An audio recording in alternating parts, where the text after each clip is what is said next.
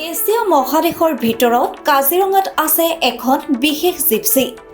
বিশ্ব ঐতিহ্য ক্ষেত্ৰ কাজিৰঙা ৰাষ্ট্ৰীয় উদ্যান দৰ্শন কৰিবলৈ আহে বহুতো দেশী বিদেশী পৰ্যটকে।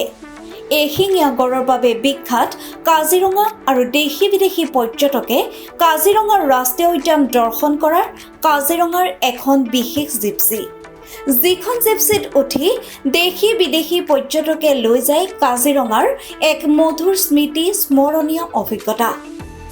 কাজিৰঙাত পাৰিপাৰ্শ্বিক ৰক্ষাৰ বাবে প্লাষ্টিক বটলৰ বিকল্প অসমীয়াৰ বাঁহৰ চুঙাক পৰ্যটকক আগবঢ়াই অসমৰ লগতে ৰাষ্ট্ৰীয় সংবাদ মাধ্যমত বিশেষ চৰ্চা লাভ কৰা কাজিৰঙাৰ প্ৰকৃতিপ্ৰেমী যুৱক চন্দন নাথে ইতিমধ্যে ইণ্ডিয়া বুক অফ ৰেকৰ্ডছ আৰু এছিয়া বুক অফ ৰেকৰ্ডছত নিজৰ নাম সন্নিৱিষ্ট কৰিবলৈ সক্ষম হৈছে।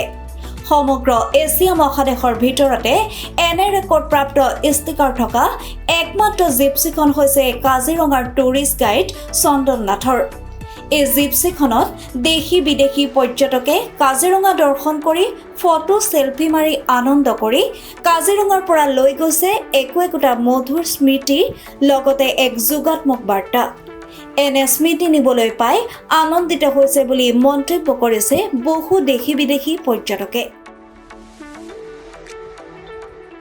Well, thank you very much. We've had an absolutely amazing day, and to hear about your initiative with the bamboo and the water is just truly heart-inspiring. We all hate using plastic, and it's just so great to hear of another idea that's going to reduce the need that we have to use plastic. Well done.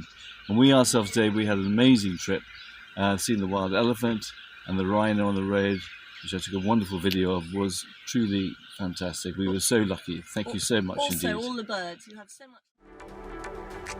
কলিয়াবৰৰ পৰা Manilal Gupta report, Assam TV.